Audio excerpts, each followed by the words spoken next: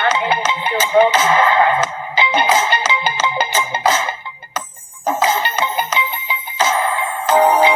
Brave woman, raising brave children. Proud to be an immigrant mom. Proud to be an immigrant mom. Brave woman, raising brave children. Proud to be an immigrant mom. Immigrant mom. Brave woman. I'm able to still go through this process.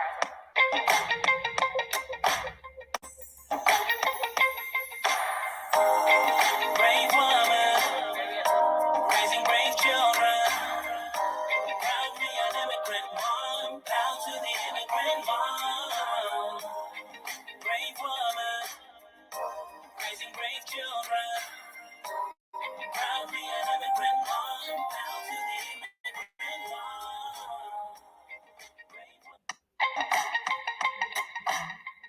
I'm able to still go through this process.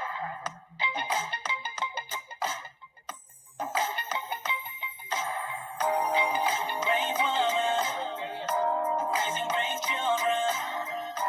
Proud to be an immigrant mom. Proud to be an immigrant mom. Brave woman, raising brave children. Proud to be an immigrant mom. Proud to be an immigrant mom. Brave woman.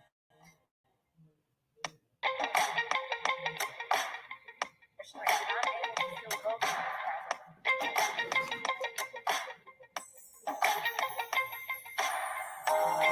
Brave woman, raising brave children.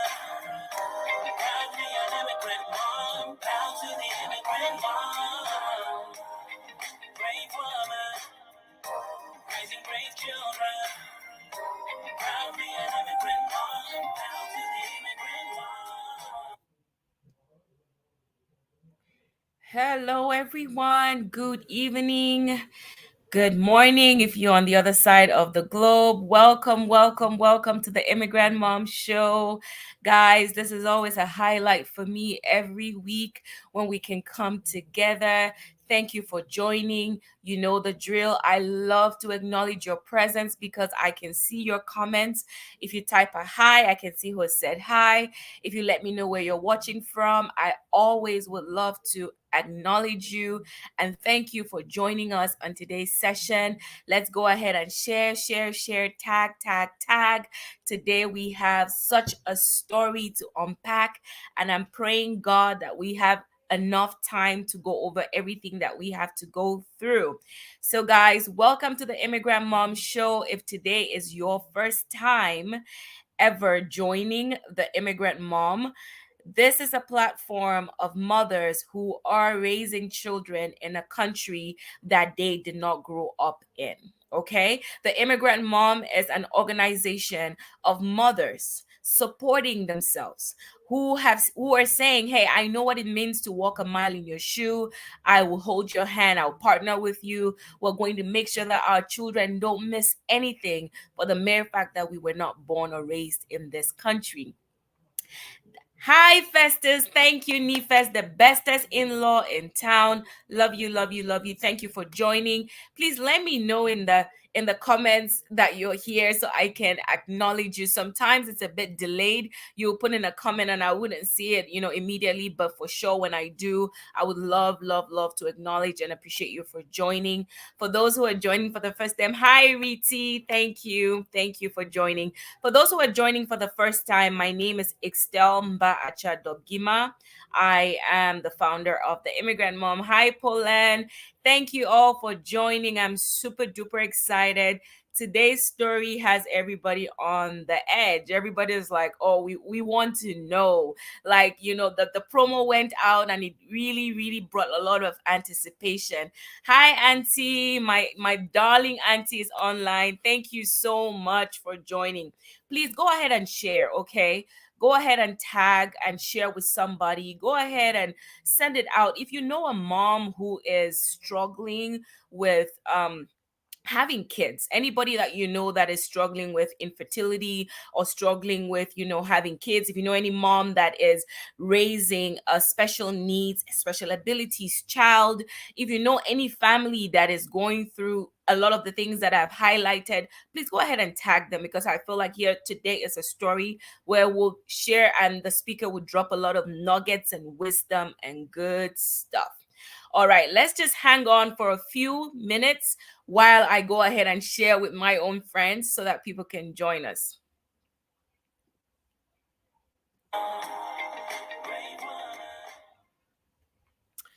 All right.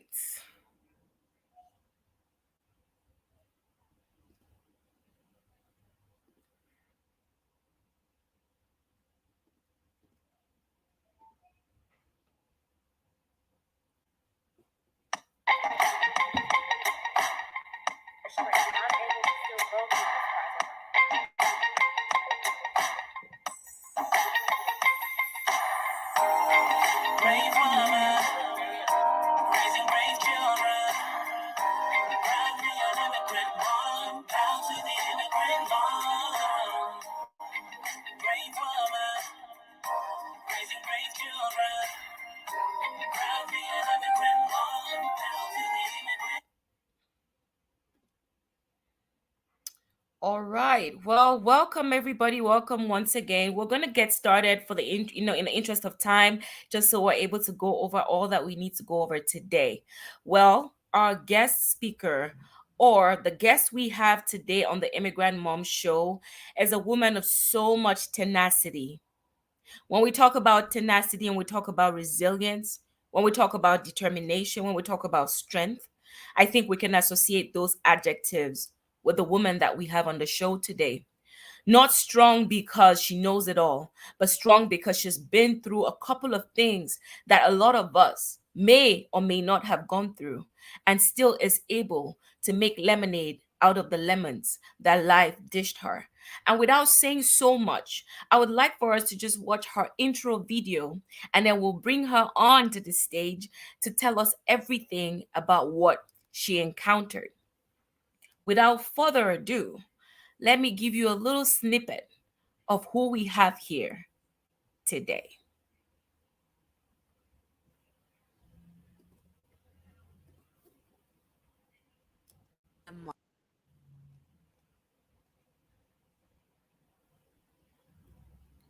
Issata Oluwadare.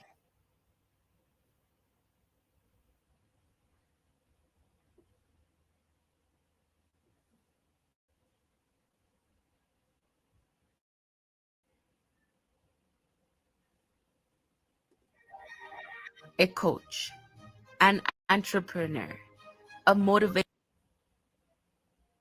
speaker, a wife, and a mom. Are we having any technical difficulties? Please let me know. Can you see the video? Because from my own end, I'm not able to see it. I'm trying to figure out a different way to share it. Give me 1 second. This technology will not mess with us today. Unacceptable.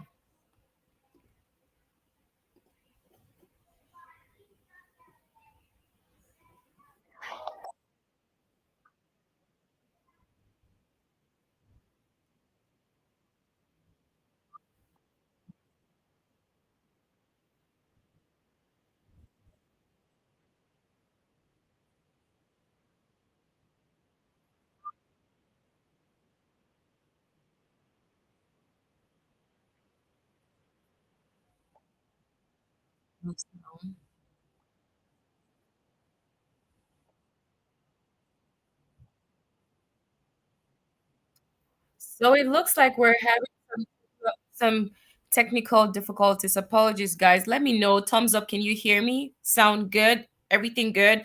Okay. It happens whenever there's a lot of anticipation. I think even the computers and the internet is anticipating what we have. But without further ado, I'm going to bring on Issata, who is our guest speaker, who is going to be sharing with us her life story.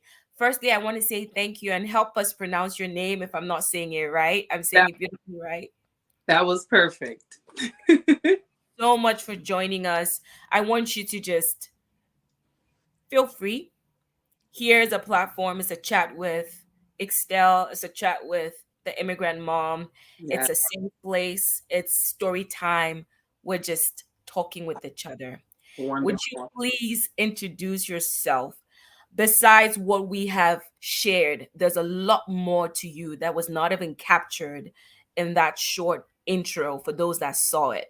So please kindly introduce yourself to the audience. Wow, where do I start? I think the Blessed Be Circus is the immigrant mom. So let me share my immigrant journey. I came to the United States when I was 5 years old, grew up in Jersey City, lived in New Jersey almost all my life, with the exception of 2 years when I moved to upstate New York.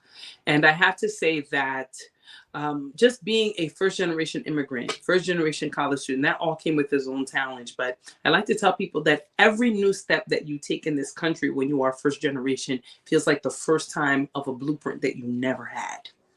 And education doesn't exempt you. Your title at work doesn't exempt you. There have literally been moments that I felt like people expected me to know things, and I'm like, I'm literally overwhelmed here as a mom. Help, someone, send a life raft, something. And so being able to have this conversation today with all honesty, I think why I'm most interested in it is because I'm sure when people read the bio and they read the stuff and all the stuff that I do, you're seeing like this mega woman. On my day to day, it feels like treading water. Feels And like treading water. meaning how I wake up, whatever morning routine I take on will determine if that's a successful day or if it's a day that just feels like a loss and a failure. And Right. there have been days where I feel like, oh my goodness, I'm failing at this. And there have been other days that I feel like, wow, I did that really well. So today I'm really looking forward to talking about what I learned about self care on this journey, right? And that sometimes the background that I come from, we over spiritualize small decisions with major impacts. And I Okay. really want to talk about our health. I really want to talk about this birthing journey, my miracles. I consider both of my children miracles, who, based on, medical terms, shouldn't be here. However, um, I'm just going to be straight up. I'm a woman of faith, right? By the grace of God, we are here. And I'm just hoping that from my journey, somebody can learn and that someone's journey can just be a little bit smoother. So, yes, I do all of those things. But first and foremost, I am a mom and a wife deeply in love with her family, deeply in love with her faith, who wants the best for them. And I've come to a place in my life where I'm willing to pay the price for that, whatever that price is. That right there is a powerful, powerful, powerful intro because you have set the stage by just letting us know that everything that you have done and will continue to do comes from your dedication to the family that is a miracle family. Yeah. Leads me to ask you that first question on what it was like when the doctor said it would be impossible to have kids. What was happening? I always tell people that we spent more time getting pregnant than being pregnant. We got married. I'm doing the little ovulation strips. Yeah. It's showing up. I go get testing. Oh, you got a blockage. Prior to getting married, I had like this fallout in the supermarket where they had to remove one of my ovaries through the emergency, like C-section surgery. Where the doctor's like, I have never seen something like this in 22 years. Do you have children? No. When the doctor asks you if you have kids and you say no, the doctor's like, oh, I'm like, you can't respond like that, doctor. Right? So literally, I have this one ovary, and then there are all these complications. I'm in robotic surgery. It felt like every Mother's Day before getting pregnant, I was in robotic surgery for something. I was having my fallopian tube clear. I don't know, it just was always something. And I couldn't understand why it was so difficult. Like, what's going on? First, it's your cortisol. And then it just felt like a moving target. Every year, they gave me something new that I was addressing until finally we decided to go through IVF because we felt like every other natural strategy that I tried or something just didn't work.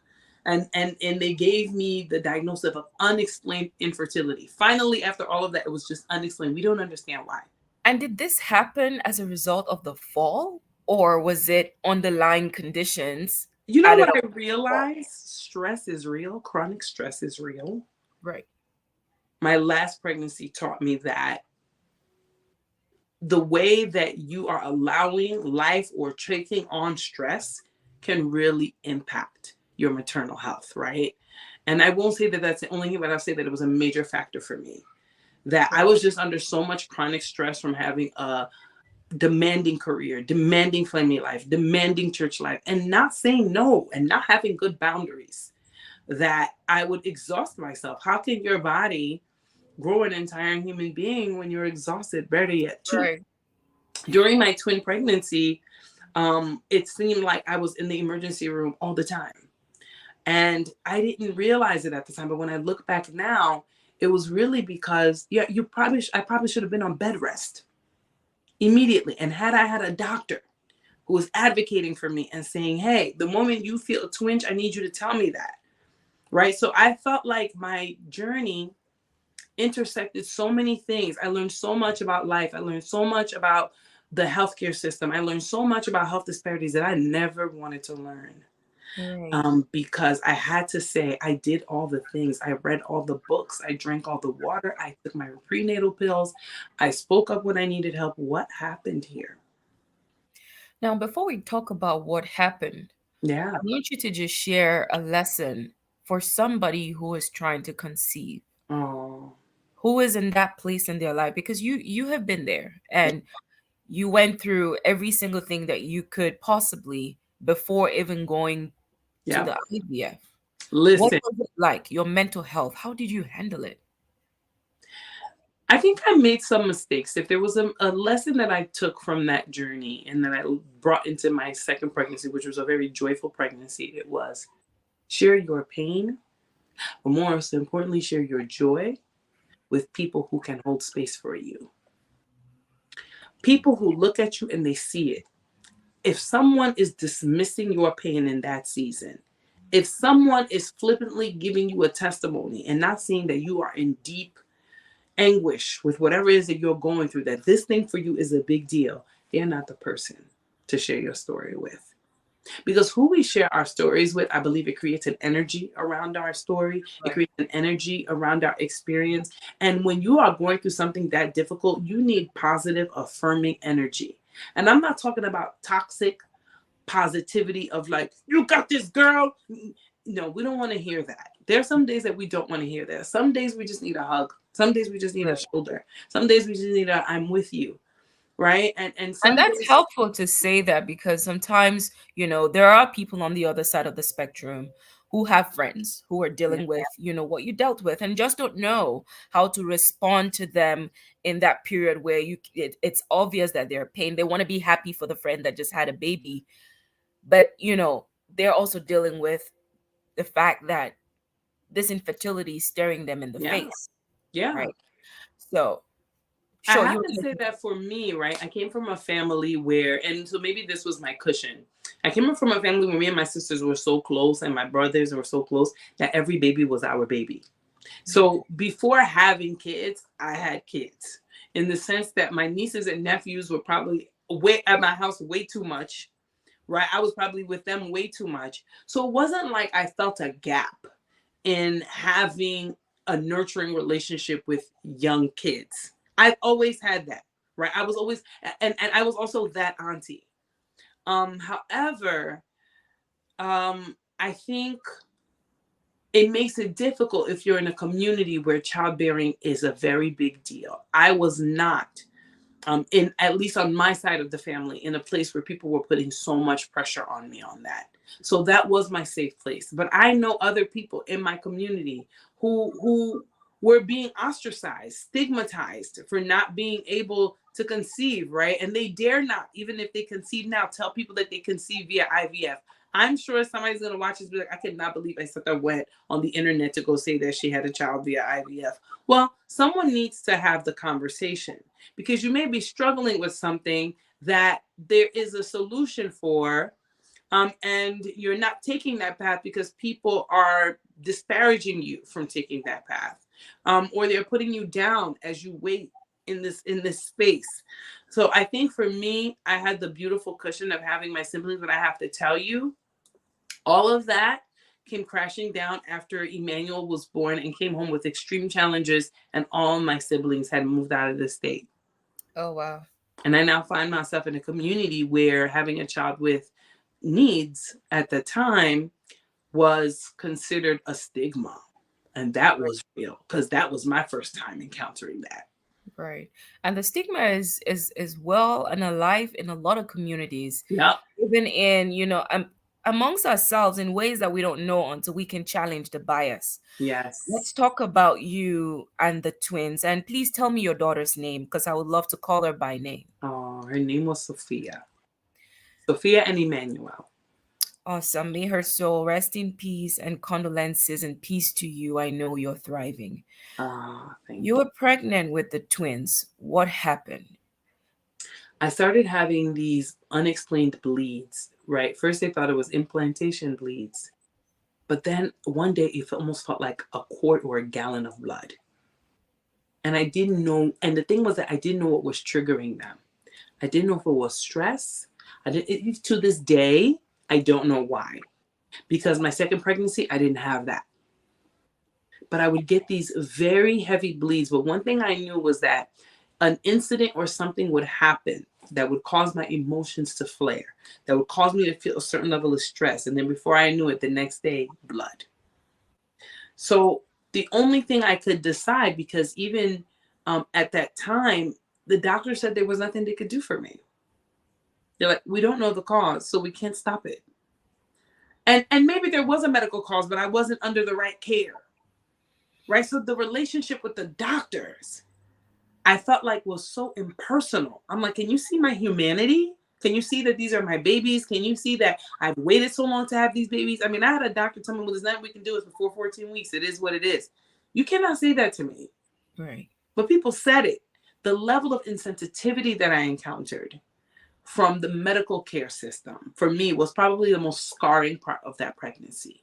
It was the most scarring part of the NICU experience. To just feel like me, my children, and then Emmanuel were so dehumanized to a script or to like your notepad, to your diagnosis sheet. Quite honestly, it took me a long time to come back from that as a human being. Well, because there's some trauma you go through that threatens to change your whole personality. Right. That if you allow it to take root in your heart, can really leave you scarred and damage you for the rest of your life. And I didn't know that so many people had those NICU experiences that did damage them. And it Yes. took so much work, so much therapy, so much journaling, so much anger. Okay, my stages of grief took years Right. in that journey. And honestly, once everything went haywire at 23 weeks, I just went into a cocoon. I was in survival mode. My life was a bunker for the next 2 years because aside from the pregnancy being traumatic, the loss being traumatic, Emmanuel's journey being traumatic, bringing him home with all of those machines and essentially having an intensive care unit in his what was supposed to be his nursery, their nursery, was traumatizing. We weren't even ready. At 23 weeks, who's really ready? You're just trying to plan the baby shower. So psychologically, it took me years to even one, accept my reality, and then two, say, and now what are you going to do? Right. And because this is a show where we share and learn, a lot of women, black women, there's a whole talk about, the medical or the healthcare system failing black women. Right? And, you know, immigrant women underneath that category who don't even know what is the expectation of a doctor in the US, what is reasonable care, what is good care. Right? Now, in hindsight, because it's always 2020, Yeah. what would you have done differently in terms of the kind of healthcare or medical, coverage that you would have sought for, that you felt could have put you in a different position? I'm not going to sugarcoat here. Representation matters. Right. What was different? is in my second birthing journey, every caretaker was a Black woman. If you found somebody who could listen to you, great. In my case, I went to so many different doctors, and even the doctor that I started my second child's journey with came highly recommended and still could not see me.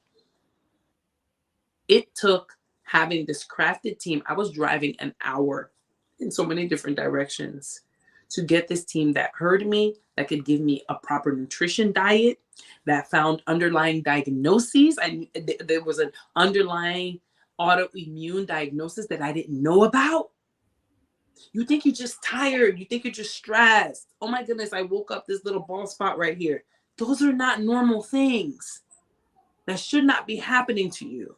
If you're waking up, you're having dizzy spells, you're having weird cramps, twinges, these are things to investigate. And so I think for me, having a doctor, a functional primary care physician versus a traditional MD, Yeah. meaning that this functional doctor, this combination of holistic and medical background was instrumental in even preparing my body for pregnancy. I would have known that getting ready for pregnancy is like being a high performance athlete. Eat your drink, eat your greens, drink your water, take your vitamins, get your sleep. We don't Right. talk, because I think also being a professional woman, I was overworked. I was starting at a line of being overworked. I wasn't like a 20-year-old, we just trying to figure this out. I was 31 when I got married. And so even then, right, they marked my pregnancy a geriatric pregnancy. I'm like, what's that? You're telling me I'm geriatric? What does that even mean? Well, what I wish somebody would have said was, you're not, unless you're keeping yourself physically fit, you're probably not in the prime of your health like you were in your early 20s. What are you eating? What are you drinking? How are you sleeping? How are you managing your stress and the baseline? And those are all very, very important conversations that you would hope that your doctor would, bring up with you. When I think about my own experience and, someone asked me whether I got good enough care when I was pregnant with my daughter, and I thought about it because I didn't have what to measure the care by. They were measuring it I by. didn't know if it was good. I didn't know if it was not good. But one experience that marked me that I would love to share on here, since we're talking about this subject, is I had a miscarriage before. And when I was pregnant with my daughter, I did not want to go through what I had gone through before. Mm. So when I saw my provider, then the doctor, um, I asked her for progesterone treatment because I had done my research and I had learned that when your progesterone levels are low, you may lose the baby at the early stages. And this woman told me she couldn't give me. Now, I was advocating for myself then because I had done Mm. my research. And as an immigrant mom, we will hope and pray that people would tell us the things that we need to know. But I can tell you today, 9 out of 10 times, nobody's going to save you.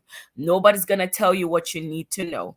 You are going to have to do your research. You're going to have to advocate for yourself. I know that doctors back in the countries where we come from are highly reputable, respectful persons, but that does not mean that your right is trampled upon because you cannot speak to a doctor. I Whew. told that woman, you are going to give me this progesterone. She said, no. And I was like, I will find it. Even if you don't give me, Wow. I will find it. And I looked her in the face and I said, have you ever lost a child? Right. Have you ever lost a child? Don't tell me what you have no experience. And I walked out and I changed my doctor. That's the moral of the story. I'm just so I advocated shocked. for myself. Truly. Now, there's a picture that I saw of you, Issata, that it really I saw you hold your son and tears just streaming down your face. Whew. That was the night that they told us Emmanuel would die and that if his heart stopped, they wouldn't revive him. We got about 6 or 7 phone calls in the middle of the night. This past year, I just started sleeping through the night again.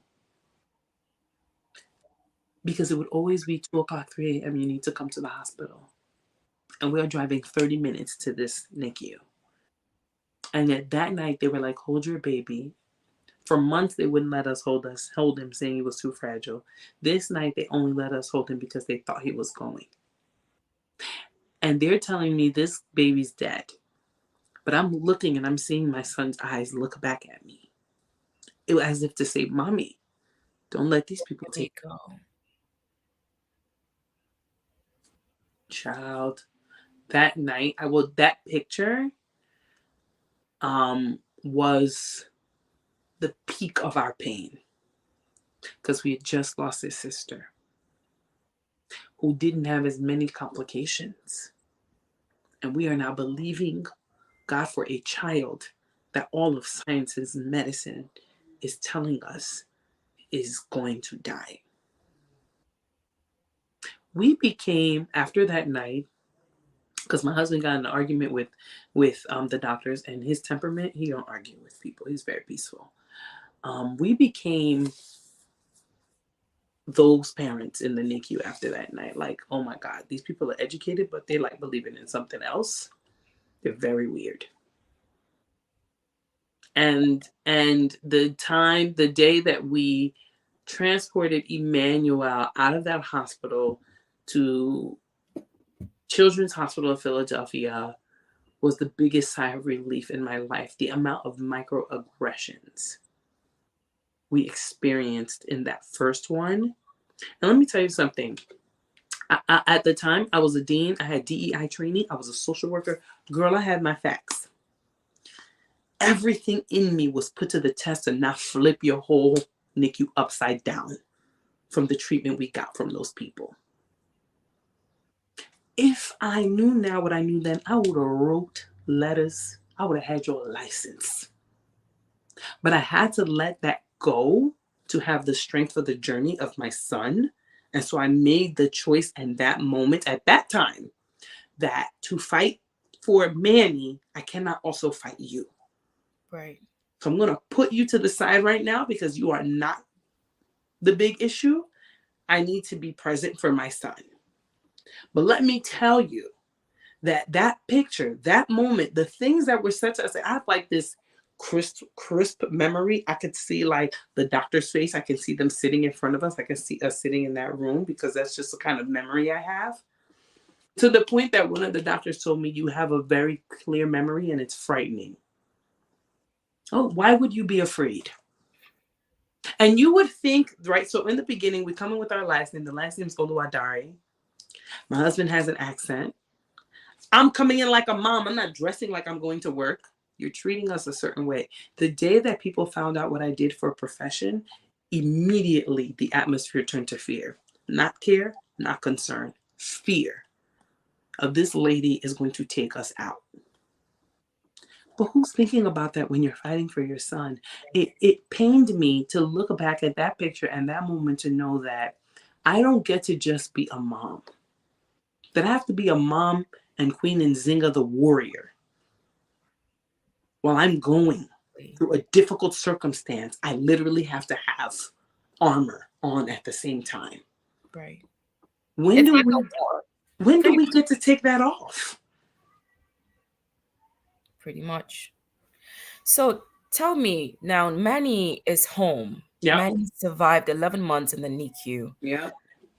but he has special abilities and special needs. What has medical science categorized that as? What's the name they call it? What does he have to deal with, and how is it like for you? Okay. So on his list, they got like 18 things. We'll put it that way. All of them due to prematurity and the organs not being ready. So they diagnosed him with cerebral palsy, quadriplegia. He has a trach. At one point, he had a vent. He has a G tube. He developed hydrocephalus. They had to put a VP shunt. I mean, the young man has gotten so much hardware, right? And still, he has made so much progress that was not expected. Emmanuel was not expected to see us, to hear us, to recognize when we're in the room. He was not expected to engage with us. And he does those things. Does he have a lot of challenges? Absolutely. Does he have and he has 20 hours of private duty nursing. Do you know what it takes 20 hours. for someone to approve that daily? It is, we have nurses who come in the house and we're like having to calm them down. Like, can you relax? Because Dad and I have seen so much with Emmanuel that where we are in the journey, I don't know if we're numb or because we're like, this is great in comparison to where we started. Anyone who walks into this story, I feel like comes in and they're like, I'm like, what is going on here? Right. So I should also say that our perception at this point may not even be what other people say because we're faithing the whole journey. There are people who expected me to not go back to my career, to not go back to school, right? To just disappear into obscurity because this happened. People were shocked. This woman kept working, kept moving on. But Emmanuel's life requires me to be like a sumo wrestler of project management. I've become a project manager because to manage his life, if it's not in my iCal, it never happened. If I didn't write it down, it never happened. If it's not on the timeline, it never happened. There's so much coordination, so many conversations, so many systems to engage with. I've become a systems thinker without intending to. Right. Right? So there's educational system, medical system, therapeutic system, insurance. There's all these people who have to coordinate. And as you can imagine, they're not designed to coordinate, not to this level of complexity. And then trying to find mom groups where they're like, oh, there's the mom group for the trach babies. There's the mom group for the G2 babies. There's CP moms. I'm like, what if you're all the moms? And then you go in the group, right? And if you're looking for hope, it's very hard, which I get. Yeah. Because these women are feeling so isolated. They feel so depressed. They feel so forgotten. And then at some point, you end up having to fight the insurance company to keep what your child desperately needs. And you're like, how could you be fighting me and turning down things for me to appeal in the midst of everything? It's exhausting. Right. And so it changed me. I want to ask you about your mental health Oh, because yeah. you mentioned that some of the women are depressed. A lot of moms have special needs kids, Yeah. kids that have special abilities and special Yeah. needs. And part of having that, of dealing with that, is a toll that it has on your mental health. Mm-hmm. Can you tell us real and raw Yeah. how it was, maybe on the first day, bringing him home, bringing Manuel home, bringing Manny home, and looking at the condition and looking at your new life? How has your mental health been? I have a friend who knows me, who's known me for a very long time, and I would say she used to tell me, you've dissociated. You completely detached. I did for a very long. It took me years to come back to my body. And can I tell you something? If the pandemic didn't happen where I was forced to be home, I don't know if I would have. What do you mean? I was just going survival mode. It must have turned on some kind of fight or flight in my subconscious mind where I just stopped thinking about my emotions. Now, first, for the first year, because we were also mourning Sophie, I was extremely depressed. Like, I would walk around with a hole in my shoe and not know there was a hole. I look at pictures of myself in that season and I'm like, were you even there? Or were you just like a zombie driving to work? I can't even see myself in those pictures of the first 2 years. And finally, when the pandemic came and I could not stuff those feelings out with work, I could not stuff those feelings out with activities. We were in the house. I kind of had to face myself and say, you have a lot of anger, you got a lot of bitterness, you got a lot of resentment. You are big mad. And you need to address it because the anger was, I think the depression for me manifested into anger. Who are With a you lot, angry with? everything, um, except God. which is interesting. I was angry at our community. I was angry at my church. I was angry at the doctors. I was angry at the medical system. I was angry at my job. I was angry at insensitive coworkers. I was angry at family members making offside comments. I was angry at friends who I thought should have shown up, but how on earth could they show up in a situation that was so beyond any human being can comprehend, which people continue to show us every day who are skilled in this, that it's still for them in many instances beyond human comprehension how we move on and how we live on a day-to-day basis. And so I also, and I had to do a lot of work to understand that, like, a lot of people did not know how to show up for you because this was beyond human comprehension for them. You have a child who's born 1 pound 4 ounces. You lose one. What do you say to console that person? What do you say to cheer that person up? And a friend told me, like, we were speechless because we didn't know how the two of you kept going. Especially knowing the journey of trying for 4 years Yeah. and then having the news about twins, the excitement, and then before too long, you're tanking all the way, and it's all the struggles. How did you get out of that depression? Because I want you to share how you What I were did, able to pull up. okay, a lot of faith. That's how the Easy Breezy Life was born. The Easy Breezy Life was the blog where I was writing my NICU journey, writing about feeling isolated, writing about the moments that I felt like only God could see me and no one else. My faith anchored me. If I didn't go deep into God, I would have went deep into something else. So this is why I say that it changed my life perspective. It changed my faith walk. It changed the way that I moved my decisions. It was a destiny defining moment because it was sink or swim. You're going to swim or you are going to sink. There is no treading water here. And so getting out of it, a lot of therapy. Do you know, at one point I was in therapy twice per week. One with my insurance, one out of pocket. I was so, and why did I do that? Because I was a social worker, right? And so I knew that, girl, if you don't process this, it's going to process you. But if you're going through something this traumatic that feels this isolating and you don't have someone who's non-judgmental, whose only job is to listen to you and help you process, who are you talking to? At some point, your friends get tired. At some point, your family members move on. Like, I remember even being angry at my family members because I would tell them, we can't come because Emmanuel's health, so on and so forth. I don't want to put him at risk. And people would be like, oh man, I come to the party. And that would take me off the edge. Because I turn around and say, your child walks to the bus stop. Don't tell me what to do with my baby. Everything became a trigger. So when I noticed that any comment someone made could trigger me into have a full blow up, I was like, yeah, you got to go figure something out. And likewise, I would say that your life doesn't go back to what it was. Everyone doesn't gain access to you. I'm very careful about who gains access to me. And the truth of the matter is that because we saw something so raw, I see many things as frivolous.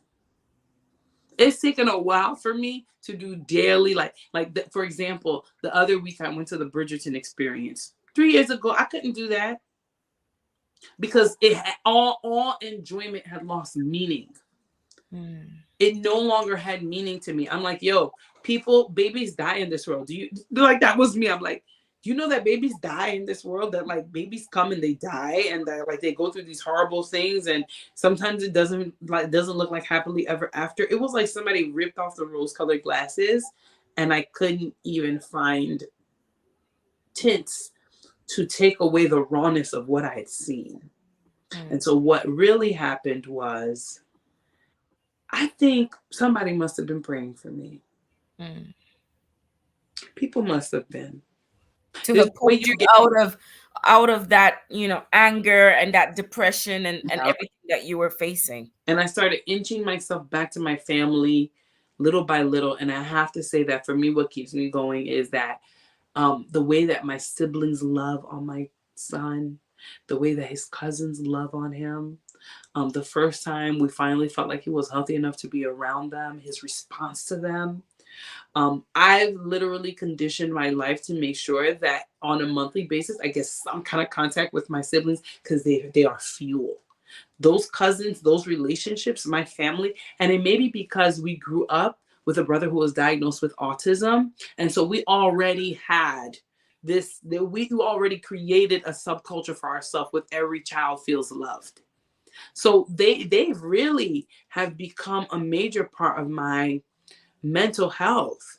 Knowing that I can have my son in not only a non-judgmental place, but in a place full of love. That his cousins are going to say, hey, Manny, hey, Manny. They're going to entertain him. And that he loves it because I know, because when I take him away from them, he starts crying. The first time he did that, I was like, you know the difference between us and them? And that was fun. And that I don't want to go where y'all are. I want to be where the other kids are. I shed tears of joy in that moment. And so I have found joy in every milestone that Emmanuel hits that he wasn't supposed to hit, and every reaction he gives me that they said he wouldn't give me. Right, right. In every way he finds a way to communicate a complaint that they said that he wouldn't be able to comprehend in his mind. That something was off. Emmanuel can tell me when he doesn't like something because we have a communication now. You tell me when you don't like someone. You tell me when you love something. You tell me when you need cuddles. He has his own way of telling me this is what I need right now. And so for me, seeing that, even though it has not been at the pace that I want, keeps me going. And so I think I was telling you that, I wanted to come on the show sooner, but he was hospitalized for like 4 months. And again, I had to dissociate to get through. I would go to his room and I would give myself 10 minutes because I did not know. I knew that I could not go back into a depression. I had an infant that I was breastfeeding, and I had to give joy for that infant. Someone is asking how old is he now? Oh, he's going to be 6 in July. Oh wow, really? I don't know why I put him around 4. He's actually gonna be 6. That's Yeah. awesome. Mm-hmm. So Lily says if you need someone to talk, reach out, sis. I'm also a social worker. I The just com- might. says God has the final say. Let's Amen. talk about mommy guilt because that's one of the things that moms with children with special needs and moms with children that don't have special needs deal with guilt. Yep. What was your guilt phase like? The guilt phase was like if I had sat down during my pregnancy, if I had rested, if I had fought for remote work, if I had just listened when my husband said don't volunteer for that one church thing, we wouldn't be here. There are moments that I still feel like it's because I didn't listen to my body. That's how we got here. Um, no one can take that feeling away. You can't therapize that. Like, that's something that only in my time to God, like, I have to surrender and move on and be the best mom that I can be, right? Right. I never see my husband cry. Watching my husband cry for Sophia, I felt like it was because of me. Mm. I'm like, my husband is burying a child because I couldn't sit still. That's what mom guilt felt like. In turn, I'm very aggressive about my self care, as you could imagine, in my boundaries. Tell me about it. I don't care who hates me for it. The answer is no. The no game is so strong. And that is because you learned the lesson. On the flip side of the guilt, you said, "Well, I'm going to now advocate for myself. I'm going to now care for Yep. myself." I'm going to care for myself. And I think, we didn't get to talk about Tisha. And I think Tisha was the example of that. That pregnancy, I was like, if you don't give me joy, I'm not hanging out with you. I'm not picking up your call. If it starts to feel like harassing, I'm blocking you for the whole rest of the 9 months. There were people who I didn't talk to for 8 months until I had that baby, until we were home safe, until we were over the little postpartum hiccup we had. Because I was like, you will not be the price I pay for this joy. I will lose you. I'm ready to lose anybody for this to be a healthy, happy journey. And I think when I was ready to lose people, to be healthy, to be present for my kids, when I was ready to lose titles, Mm. when I was ready to lose prestige, was when somehow I started to find myself, to refine my joy, to say a lot of people are not going to be happy with this decision that I'm making. You also are not walking in these shoes. Therefore, you can hold whatever opinion you have. Goodbye. And I tell you that is for anyone. Even my family knows, my siblings who I know, there are conditions for being in my life. There are conditions for having close access to me. If you And cannot, all and this came about because you realized you had to self-prioritize. I had to. My, I'm his voice. Absolutely. Right. So I'm an immigrant at 5. My husband's an immigrant at 30. Who knows the system? Who's going to be in the IEP meeting if I'm laid out somewhere? I can't. Right. I have to be healthy because Right. now I don't just represent my health. Any mom represents the health of their, but especially when that child is not verbal, especially when that child is not communicating in the way that other children, you're it. So it's so funny because I would used to go to these parent sessions and they'd be like, self-care, self-care. I'm like, in the beginning, I'm like, can I get some resources? Why are y'all always talking about self-care? I totally understand it now. Ain't no resources if you're not taking care of yourself. Ain't no someone advocating for your child if you're not well. And it is very easy to forget yourself. And I've had moments where I have forgotten myself, but I constantly remind myself that you are the core, you are the nucleus that keeps all of this together and moving. Self-care is not posh, it's not soft life for you. It is survival, it is thriving, it is all the things. It is it. But what if there's a mom who is saying, I hear you about I self-care, I know. want self-care, but the reality of my routine will not allow me to I have. don't have the support. So what will, how can you advise or nudge them to find something little? It doesn't have to be a whole day of self-care. Yeah, yeah. What is it that you can tell a woman who does not have that luxury of community but is burnt out from just her experience with motherhood? So that's so interesting you say that because we do think that self-care is an excursion, but for me it's a lifestyle in the sense that the first thing I do is I take stock of my relationships, familial, friendship, work related. Who is exhausting me?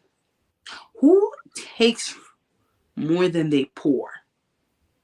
Because if you look at that list of people who, after you leave them, you feel like, oh Lord, something just left me.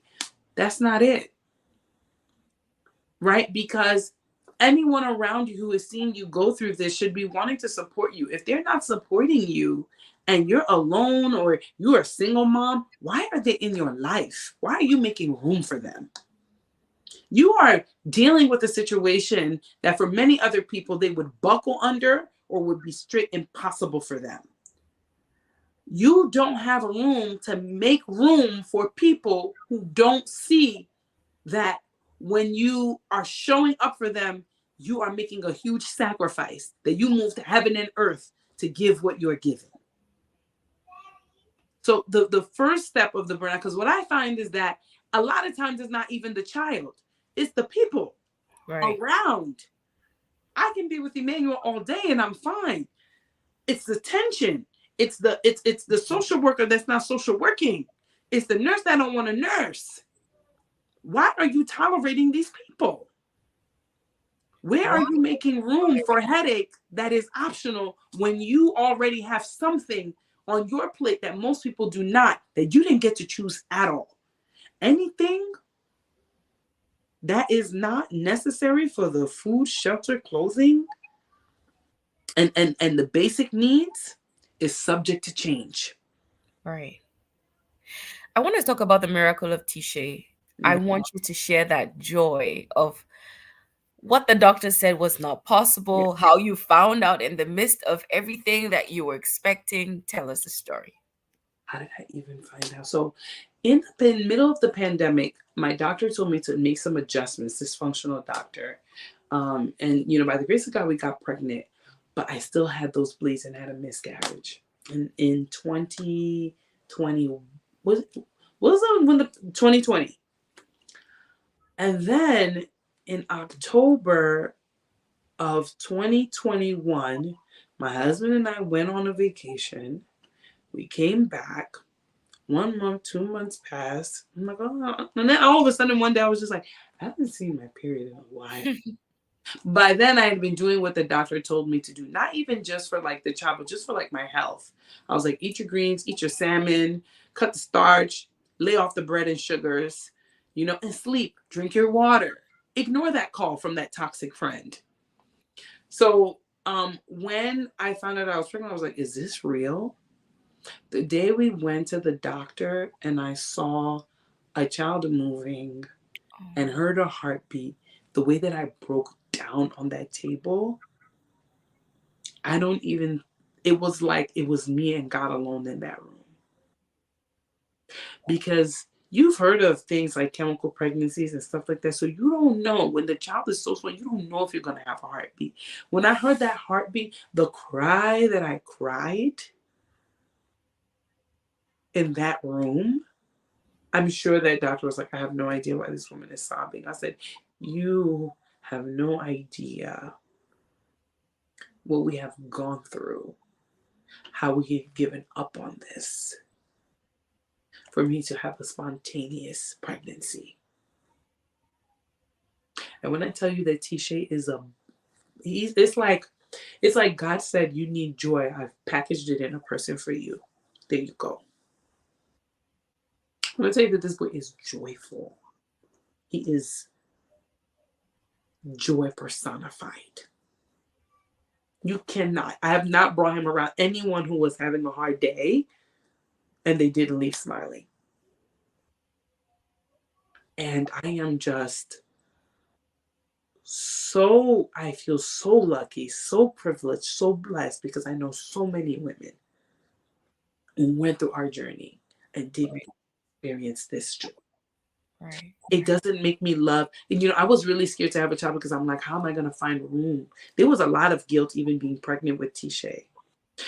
I didn't expect to have postpartum depression after Tisha out of mom guilt for what Emmanuel didn't get to experience. Oh, wow. I had Tisha with me laying next to me one day, and then Emmanuel was and I just started crying, and I went to me and I said, I'm so sorry for what you didn't get to experience. I'm so sorry that these machines have been a part of your life.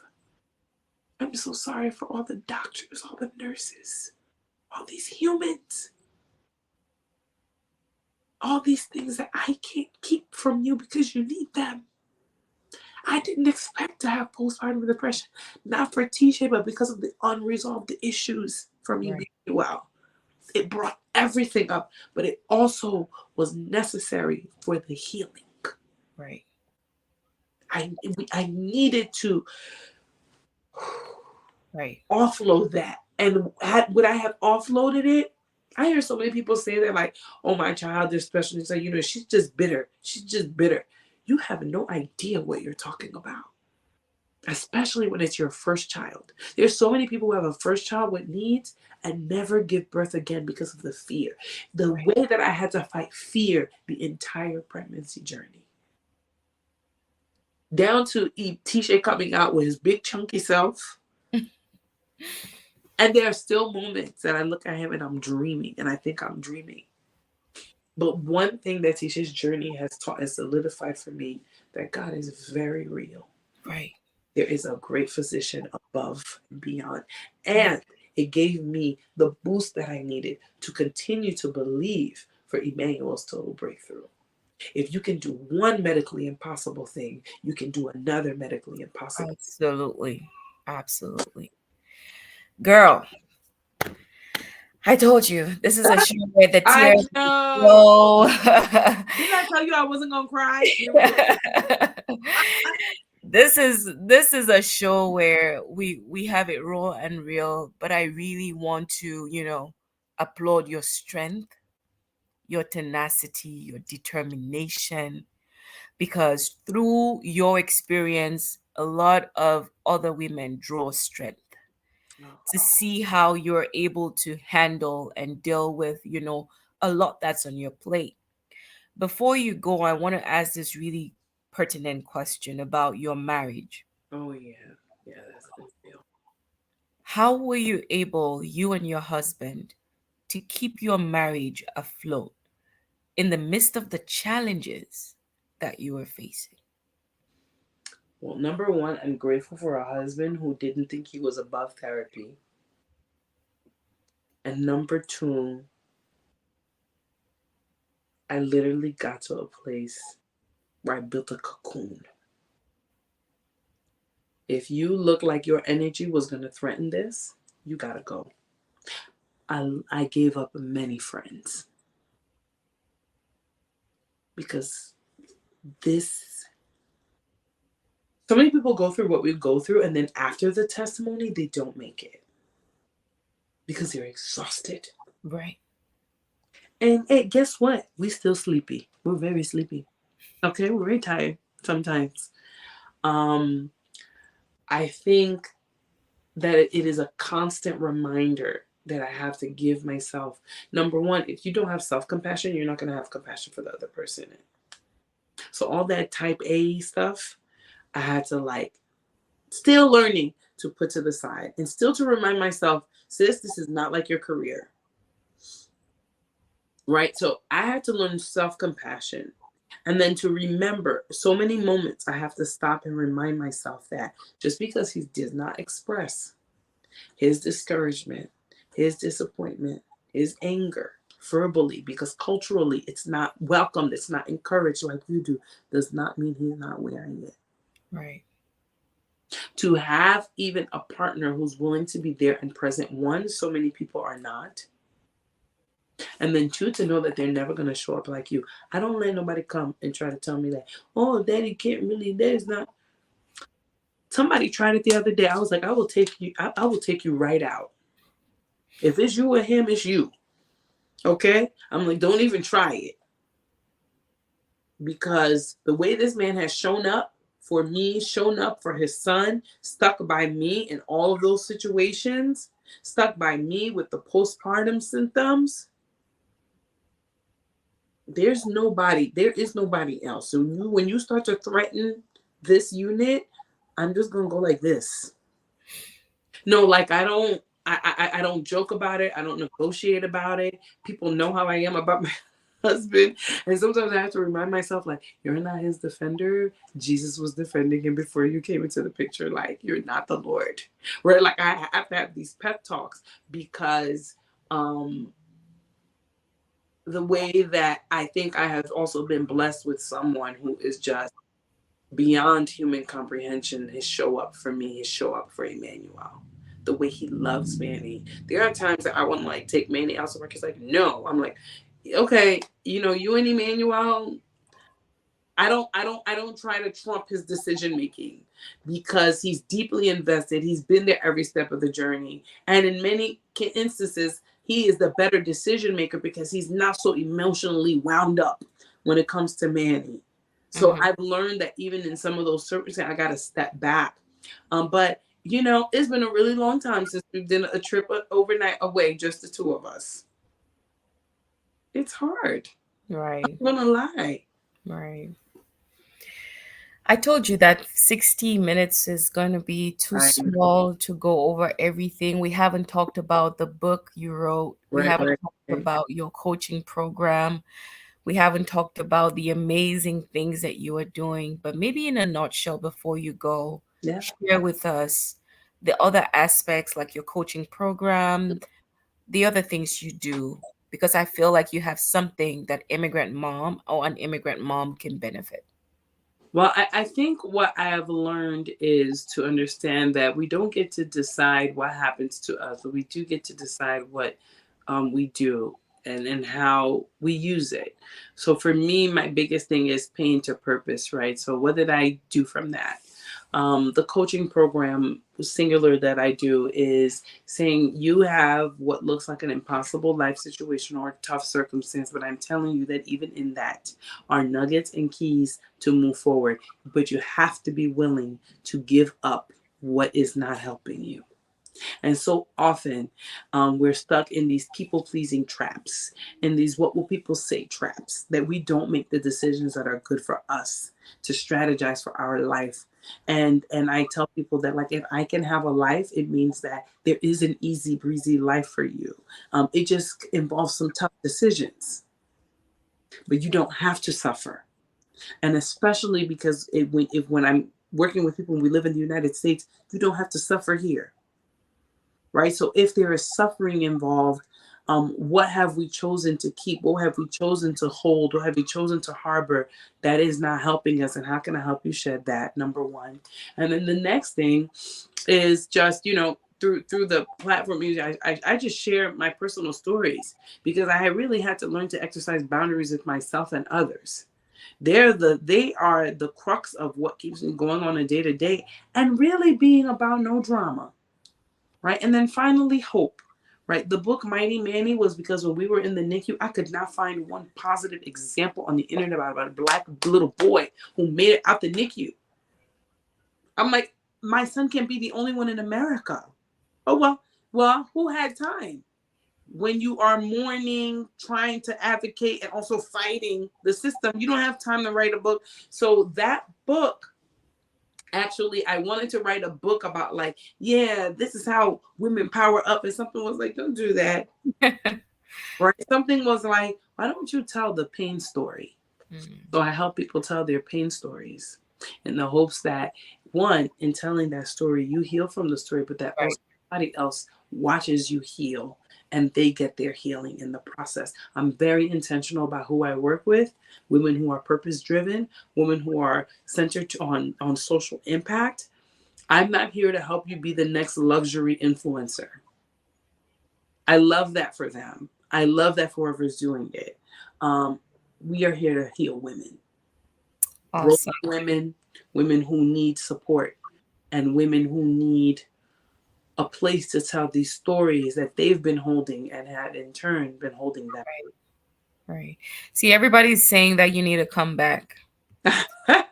Guys, it's on her. She says if it doesn't make it to her calendar, it did not happen. So I'm hoping that your invitation will make it to her calendar and she'll decide to come back here again I so would love that we to. can delve into, other aspects of things that you do. You said you're a dean, like you are breaking glass ceilings in so many areas. It would be justice for you to come back and, share that story, motivate us immigrant mothers who can see through your lens that it's possible to do a lot of things in spite of the journey, in Yeah. spite of what we're facing. Mm. What's your last word of wisdom? I mean, last for the show, because you'll be back. What's your parting word of wisdom to a mom who can relate with everything you shared today?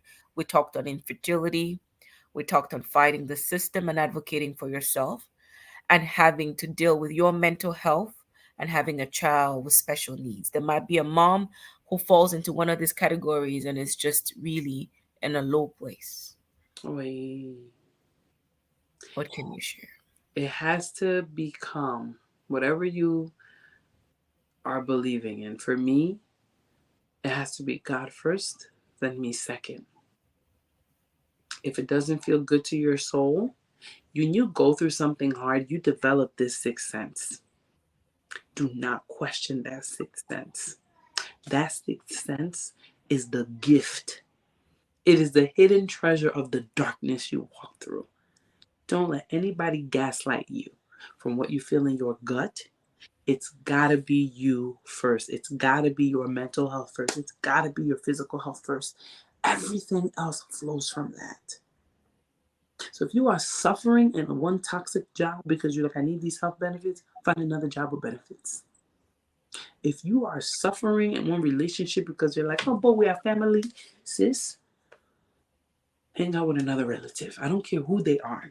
I don't care if it's a brother. I don't care if it's a mom. I don't care who that person is. Nobody can have access to wreck your mental health,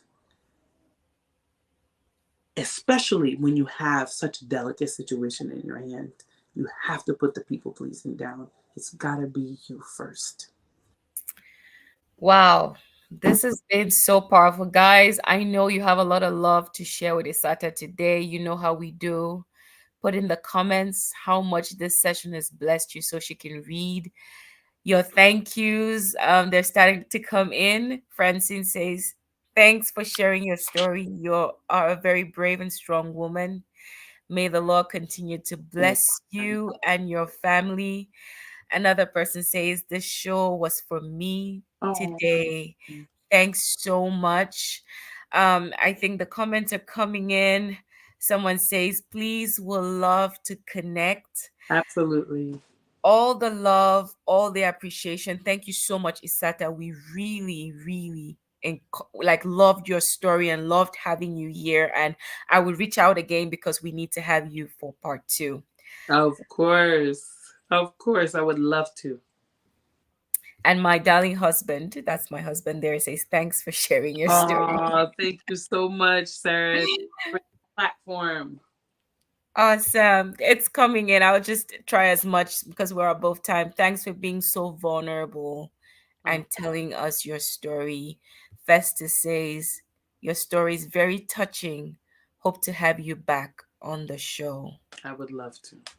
Well, thank you so much. You can go into the comment section, and I know there'll be a lot more comments. But Yeah. thank you for being here with us, and just wait for me in the back room so I can close the show. All right, guys, thank you for hanging with us. This was a great, great session. I absolutely enjoyed it. I got teary eyed. It's expected when we're sharing real life story.